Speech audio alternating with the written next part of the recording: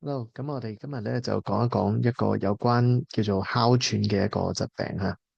咁哮喘咧其實係一個敏感啦，一個過敏性嘅一個呼吸系統嘅疾病啦。咁佢咧係以一個氣管痙攣、收窄、呼吸困難、氣喘、哮鳴音作為一個特點。咁所以哮鳴音咧其實就係一個我哋呼吸嘅時候咧聽到有啲嘻嘻聲啦。咁佢其實唔係傳染病嚟嘅，咁但係咧同呢個遺傳同埋環境嘅因素咧係有關。咁咧，當我哋譬如睇病嘅時候，問病人啦，有關譬如爸爸媽媽啊，或者屋企人啊，有啲家族病史，又或者咧係本身咧具有各類型嘅一啲敏感疾病，例如話譬如濕疹啊、鼻敏感啊，又或者係即係各式各樣嘅敏感啦。咁佢哋呢一種嘅病人咧，佢特別容易咧都會伴隨可能有即係喺佢人生嘅某一個部分階段咧，佢都會有一個哮喘會出現，多數都係為小朋友比較多啲啦。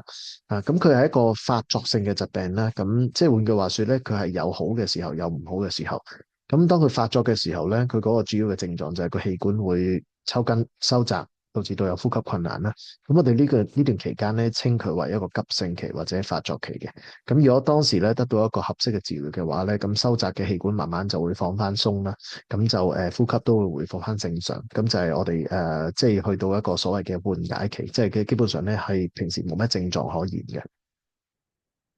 咁就住呢個我哋如何去診斷呢個疾病，同埋佢到底有啲咩主要嘅症狀咧？咁我哋頭先講咗，主要就係一個比較特別嘅一個叫做哮鳴音啦。咁佢同普通其他呼吸系統疾病去比較嘅時候咧，咁大家共同嘅特點就可能譬如有啲咳嗽啊，有個呼吸嘅有時會有啲困難咁樣啦。咁但係最特別咧就係由唞氣嘅時候咧，佢會有一個嘻嘻聲。咁好多時候咧，病人未必知道嘅，哮喘嘅患者咧嚟到睇病嘅時候咧，好多時候都係純粹因為咳嗽啊或者唞氣覺得唔舒服啦，咁樣嚟睇病啦。咁但係咧，我哋有時譬如細心聽佢呼吸嘅時候咧，會聽到呢啲嘻嘻聲啦。呢啲嘻嘻聲係因為個氣管收窄咗，而呼吸嘅時候咧，當空氣通過呢個狹窄嘅管道嘅時候咧而產生嘅。咁有時咧，呢啲聲咧未必真係可以我哋平時用耳朵去聽到啦。咁可能咧就需要依靠一啲儀器，咁可能有啲聽診器咧去睇擺喺個氣管嘅位置嗰度咧，先至會慢慢聽到呢啲咁樣嘅聲音咯。咁不過嚴重嘅患者咧，有時我哋唔單止會聽到呢個嘻嘻聲啦，甚至乎佢唞氣咧可能會出現一啲呼吸嘅障礙啊，導致到佢吸入唔到足夠嘅氧氣，造成缺氧。咁呢個咧係危及到生命嘅。咁所以一啲嚴重嘅哮喘病人咧，我哋隨時都會即係西醫咧有時都會建議佢哋會帶定一支即係一啲腎上腺素啊，又或者一啲急救嘅藥咧，咁去即時去舒緩呢個痙攣咯。咁哮喘作為一個發作性嘅疾病咧，咁佢一定係有個誘因喺度嘅。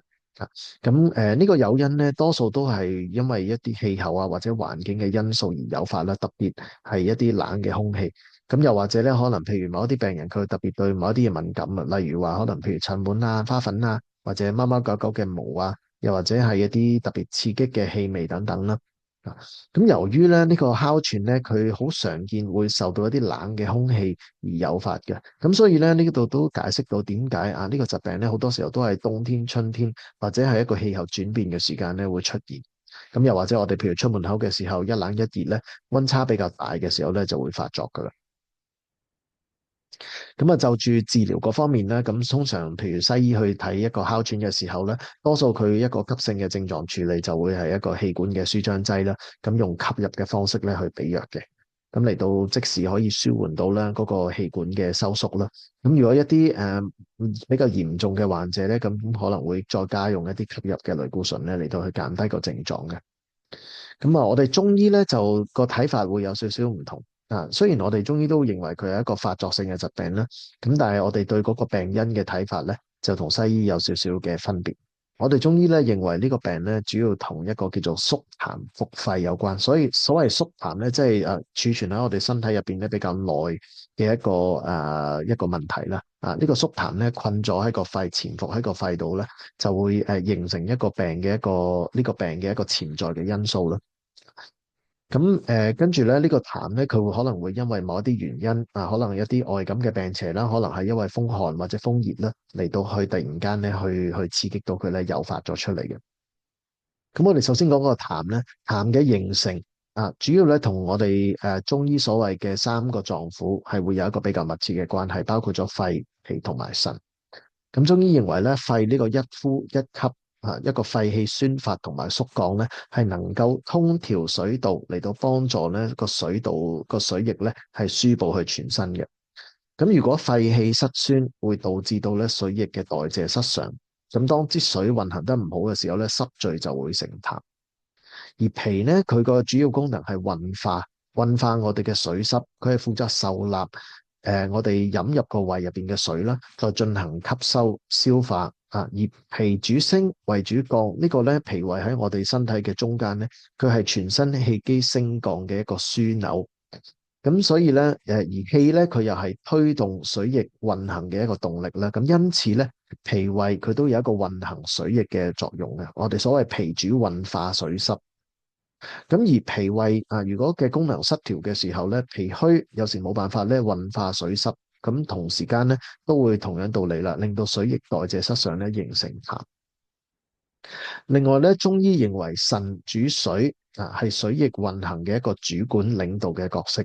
咁我哋頭先講啦，肺同埋脾咧，佢都係即係幫助到我哋水液嘅運行啦。腎喺呢度咧，佢就係一個主導嘅角色，佢負責咧協調肺、脾同埋其他有關嘅臟腑，例如話三焦啊、膀胱、小腸、大腸等等同水液代謝有關嘅臟腑咧，共同合作去完成呢個水液嘅代謝同埋輸布嘅。咁因此咧，腎虛都有機會導致到咧嗰個水液運行受到影響啦，而形成痰。咁所以由此可見咧，痰形成嘅原因咧，從臟腑嘅角度嚟講，主要係肺、脾或者腎嘅一個不足，我哋所謂嘅虛症啦。咁而呢個咧都係我哋哮喘嘅根本原因，因為肺脾腎虛導致到有痰，痰阻於肺，痰伏於肺嘅時候咧，形成哮喘嘅一個根本原因。咁當呢個痰咧潛伏於肺而外邊又有外邪咁啱咧作為誘因出現嘅時候咧，就會牽動到呢啲宿痰咧發作成為哮喘。咁基於以上嘅睇法咧，我哋認為呢個哮喘發作嘅當刻咧，主要嘅問題係外邪襲肺，牽動到我哋潛在喺身體入邊嘅宿痰啦。咁但係喺緩解期嘅時候咧，我哋主要針對嘅問題咧就係嗰個痰形成嘅原因，亦即係我哋身體嘅肺、脾、腎嘅一個不足，導致到有痰液嘅形成。咁因此咧，我哋喺中醫咧，從呢個角度去睇，我哋治療嘅方法咧，喺發作期同埋緩解期都會個側重點咧有唔同。例如話發作期嘅時候咧，我哋治療上面主要咧係以解表驅邪、宣肺化痰作為重點。咁而喺緩解期嘅時候咧，就會以補虛為主啦，特別就針對肺、脾同埋腎三方面嘅虛咧嚟做調補嘅。咁發作期嘅時候咧，咁我哋急性處理啦。咁中醫咧可以分為寒烤同埋熱烤。寒烤一般咧就會用一個我哋有啲常用嘅方劑啦，例如話小青龍湯啊、射乾麻黃湯等等咧嚟到治療。而熱烤咧主要就係針對一個病邪屬熱嘅一個狀態啦。咁我哋咧就會用一啲常用嘅方劑，例如話定喘湯啊，或者麻杏石甘湯等等。咁至於緩解期咧，由於佢屬於肺脾腎嘅一個臟腑虛衰啦，咁我哋就針對唔同嘅臟腑咧進行調補。例如話肺虛嘅話咧，咁我哋多數會用玉屏風散之類嘅方啦。脾虛嘅話咧，多數就用六君子湯。而腎虛嘅話咧，我哋可以選用一個叫做金匱腎氣丸啦，或者七味刀氣丸，都有一個補腎納氣嘅一個作用嘅。咁你話治療呢個疾病需唔需要好長嘅時間呢？咁一般嚟講，我哋治療呢啲敏感性嘅疾病呢，我哋唔會講話係去治癒嘅，因為基本上我哋知道係冇辦法去根治到嘅。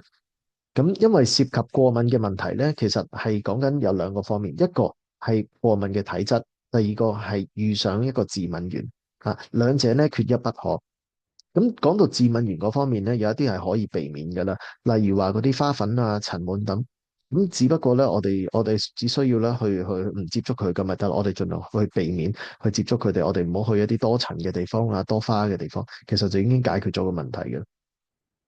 咁但係咧，有啲致敏源，例如話我哋頭先講一個冷嘅空氣會誘發到哮喘啦，咁呢啲嘢我哋冇辦法避免到因為呢啲氣候環境嘅因素，我哋冇辦法去改變。咁所以咧喺呢啲情況底下咧，只要個天氣一轉涼，例如話一去到冬天嘅時候，哮喘咧就會比較容易發作。咁喺呢個情況底下咧，我哋唯有能夠做到嘅就係盡量用外來嘅方式，譬如話我哋着多件衫帶條頸巾啦，咁樣去注意保暖啦。啊天氣太凍嘅時候就唔好出街咁。咁但係咧，其實我哋係冇辦法完全地去搣甩佢，去根治佢。咁而喺呢個情況底下咧，如果我哋想去即係獲得一個比較持久穩定嘅療效咧，咁除咗我哋有機會隔絕到嘅致敏原，我哋盡量去避免接觸之外咧，就係從調整體質去着手。咁不過咧，體質咧佢有一部分咧係由先天父母嘅稟賦咧嚟到決定嘅。咁呢方面咧，我哋後天冇辦法去改變到。咁我哋只能夠咧就只能夠改變後天嘅一部分。咁同時間咧，涉及到體質咧，好多時候都係一個慢性嘅、相對比較穩定嘅身體狀態啦。我哋只能夠咧逐少逐少，慢慢咁樣從各個方面，例如話生活習慣作息飲食中藥等等咧，嚟到去改善我哋後天嘅一部分嘅體質。咁而改善體質咧，同埋改善症狀唔同啊。頭先我哋講啦，體質係一個相對穩定嘅一個身體狀態嚟嘅。佢同我哋改善症狀唔同，佢唔係一日兩日可以見到效果，佢亦都唔係單純靠中醫咧、中藥咧可以解決。我哋仲要配合埋一啲合適嘅，譬如運動或者飲食習慣嘅調補作息習慣等等咧，先至能夠慢慢咁樣去改善到嘅。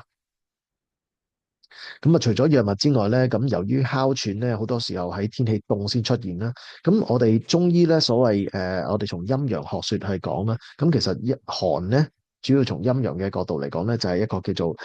陰盛陽衰嘅一個體現吓。咁因此咧，呢個哮喘咧，好多時候咧都會被認為係一個陽虛啦、陽氣不足嘅一個症候。咁如果佢係屬於陽氣不足、陽虛嘅一個情況咧，咁我哋治療嘅原則咧，主要就係補陽氣。咁喺生活習慣上面咧，有啲乜嘢可以補充到陽氣咧？例如話我哋多啲做運動啦，因為陽主動，陰主靜。咁我哋多啲做運動咧，可以補充到陽氣，就幫助到陽氣嘅產生。咁特別咧就喺陽光底下啦，喺戶外做運動咧，對調補陽氣咧係更加有幫助嘅。咁另外咧就係譬如夏天我哋陽氣最重嘅日子咧，有一種叫做天灸嘅療法我哋最近呢二三十年咧都比較盛行。咁都有一個對治療呢啲過敏症狀咧都有一個好好嘅作用。咁所謂天灸原理咧，就係我哋喺夏天最熱，我哋中醫認為陽氣最重嘅日子咧，咁我哋利用一啲熱性嘅藥物去嚟到敷貼喺相應嘅穴位度，咁達到咧一個溫通陽氣嘅功效。咁臨床上面咧，佢對預防一個或者舒緩哮喘鼻敏感呢啲等等嘅呼吸系統症狀，特別係冬天比較緊要嘅時候咧，咁佢會有唔同嘅療效嘅，係一個幾好嘅療效。